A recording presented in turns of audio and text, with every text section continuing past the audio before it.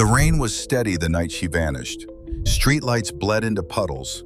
A dog barked 3 blocks over, and the town slept with a sort of small-town confidence that bad things happen somewhere else.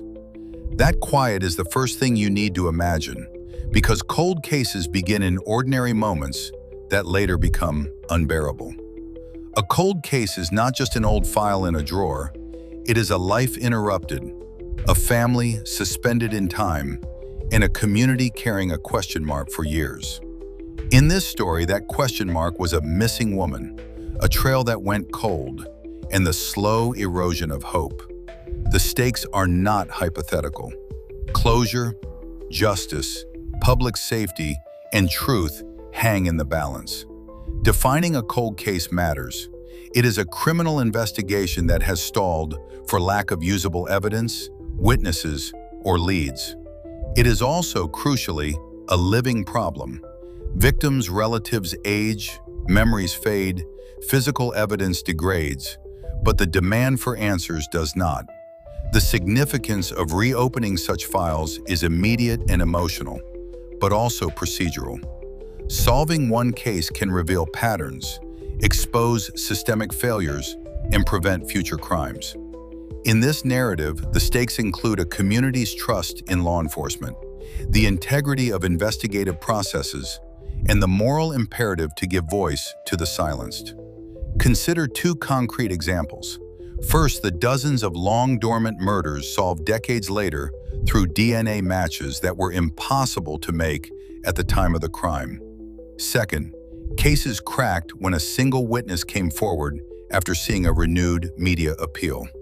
In both, the turning point was a single piece of evidence or a single act. A hair in evidence, a forgotten photograph, a neighbor's recollection finally remembered. Those small things accumulate until they become decisive. Experts often emphasize the value of persistence and the evolving toolkit available to investigators. Forensic technology, data analysis, and community outreach now change the calculus of what's possible. Yet skeptics warn about confirmation bias and the risk of retrospective interpretation. You can read too much into a clue if you're desperate for answers. This case connects to those broader themes. It shows how time can both harm and help an investigation. It also sets up what follows: a gripping timeline, the real facts that withstood the years, and an urgent call to engage. Because in the end, solving a cold case is not just law enforcement's job.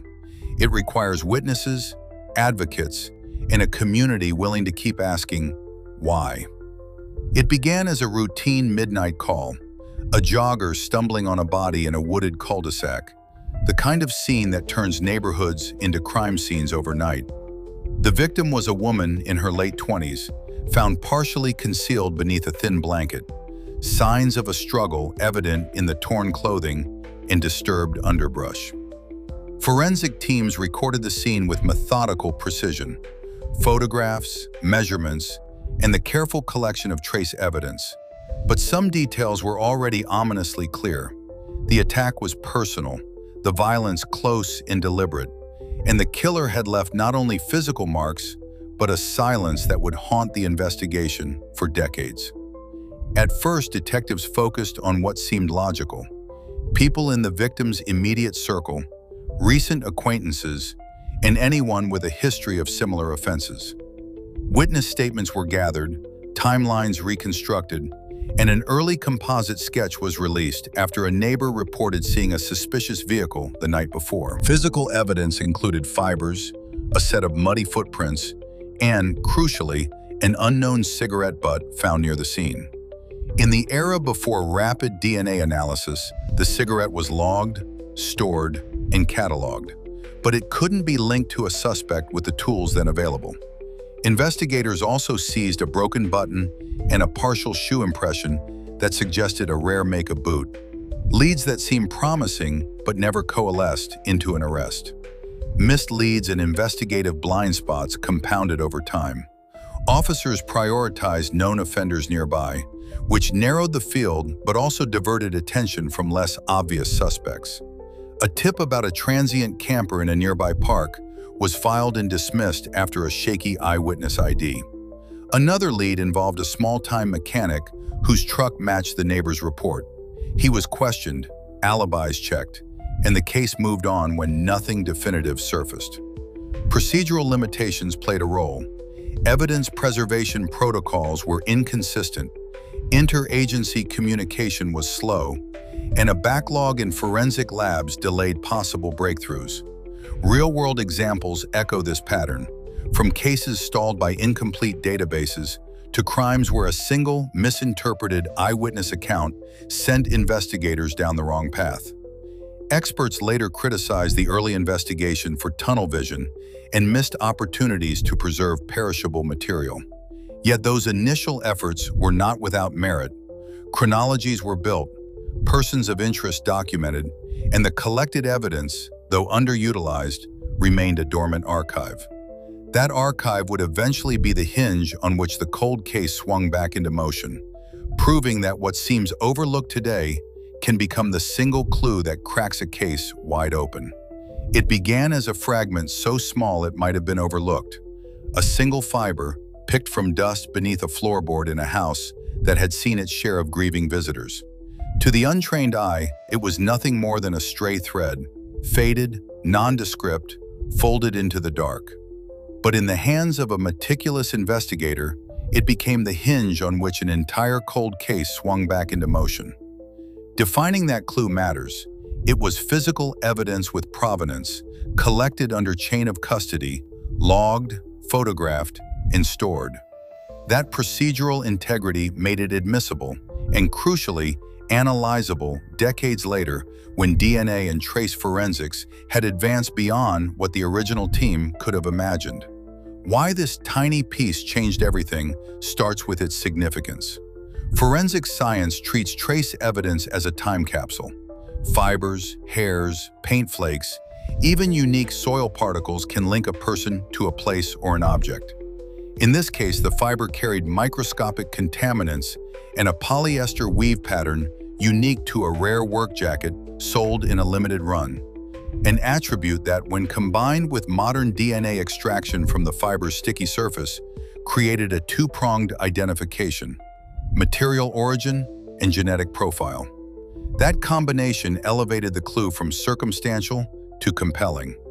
It narrowed a field of thousands to a handful, focused interviews, and provided probable cause for warrants that led to corroborating evidence. Concrete examples make the impact real. In one application, fiber analysis matched a suspect's jacket to fibers on a victim's clothing, prompting the suspect's confession after confrontation. In another, DNA from a minute blood smear on a cigarette butt preserved in evidence tied a wanderer to multiple crime scenes across counties, enabling prosecutors to link otherwise isolated incidents into a single pattern of behavior. Expert opinions in the field underscore this. Trace evidence specialists call these low probability, high specificity matches. Rare, but when present, enormously persuasive. There are challenges and alternate viewpoints. Defense teams will argue contamination, lab error, or secondary transfer could explain a fiber's presence, and the small quantity of DNA extracted can raise questions about reliability. These are legitimate concerns that require transparent lab protocols, independent verification, and courtroom education to address. The clue's discovery reverberated through every aspect of the case. It reshaped investigative priorities, guided new forensic testing, recontextualized witness statements, and ultimately prompted renewed public engagement.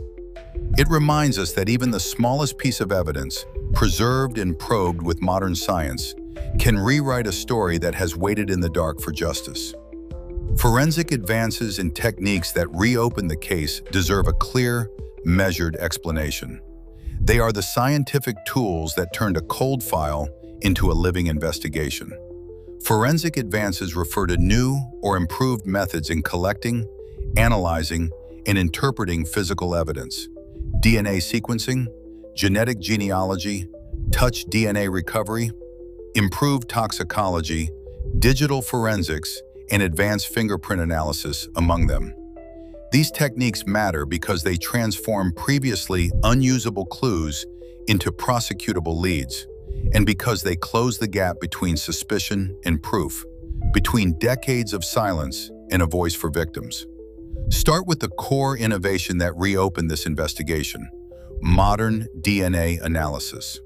Where early testing could only exclude suspects or provide limited profiles, next-generation sequencing and enhanced STR analysis can produce more complete, sensitive profiles from tiny, degraded samples. In this case, a previously overlooked swab and a decades-old evidence packet contain DNA fragments once thought unsalvageable. Applying updated extraction methods and contamination controls allowed forensic scientists to obtain a usable profile. But the story doesn't stop there. Investigative genetic genealogy bridged that profile to a name. By comparing the profile against public genealogy databases, specialists constructed family trees from distant relatives, narrowing the circle to a likely suspect. Two concrete examples. First, a cold case murder solved when relatives uploaded ancestry data and allowed detectives to map kinship. Second, sexual assault cases reopened when touch DNA from bedding, once too slim to analyze, yielded profiles now matched through expanded databases. These are not hypothetical. They are the blueprint for modern cold case breakthroughs. Experts argue this blend of wet lab science and genealogical sleuthing is a watershed moment for justice. Proponents emphasize victims' rights and societal safety. Reopening cases can remove serial offenders from communities and provide long-awaited closure. Critics raise privacy concerns and call for clear legal frameworks. Is searching public genealogy the same as searching a citizen's private life? There are technical challenges too.